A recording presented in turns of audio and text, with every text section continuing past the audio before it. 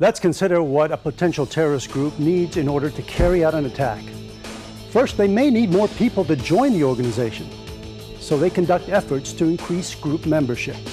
Secondly, they need money to travel, rent cars and houses, buy equipment, and so on.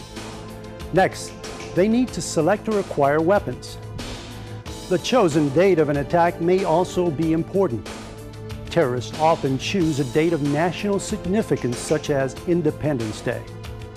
Now they need access to a target site, and this is frequently where you come in. Terrorists will attempt to gain access to the sites they've chosen in order to check them out. They do it by frequently wearing uniforms that make them seem harmless or legitimate, such as cleaning crews. They may also be impersonating police officers. Terrorists also want to know as much as possible about the selected target sites, such as building security measures, the number of possible victims, the target's vulnerabilities, the predictable schedule of incoming and outgoing people and packages, and possible escape routes. The following tape excerpt was captured from a terrorist in Singapore by Singapore Intelligence. The terrorist was conducting surveillance of a bus station where his group was intending to plant a bomb. While both the audio and video are somewhat rough because of the amateur taping, you can clearly hear that he is alerting his co-conspirators to the normal flow of people and vehicles at the MRT station called Yishun. You will hear him describing what he is looking for in selecting a target. U.S. military personnel will be dropped off on the bus and they will walk towards the MRT station. And this is one of the buses, one of the regular buses that ferry the military personnel from Sembawang to Yishun MRT station. So those personnel, after they alighted from the bus, they will move towards the MRT station.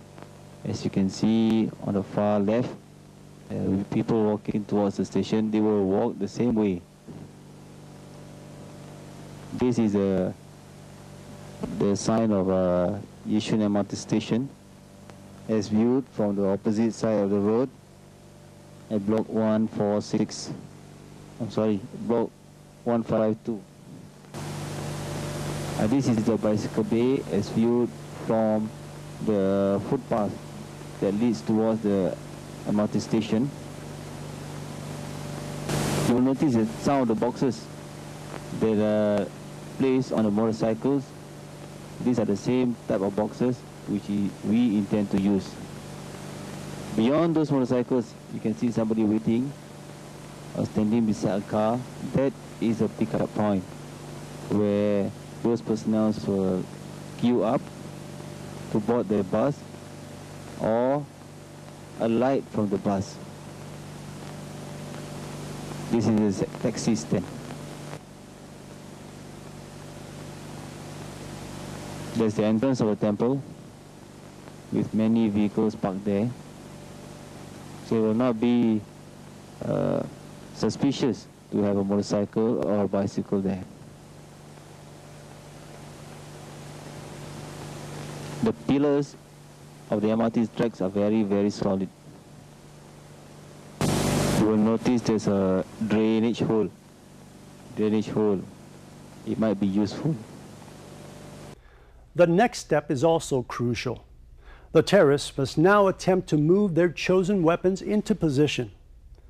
This is also a vulnerable point in the process, and one in which your powers of observation are important.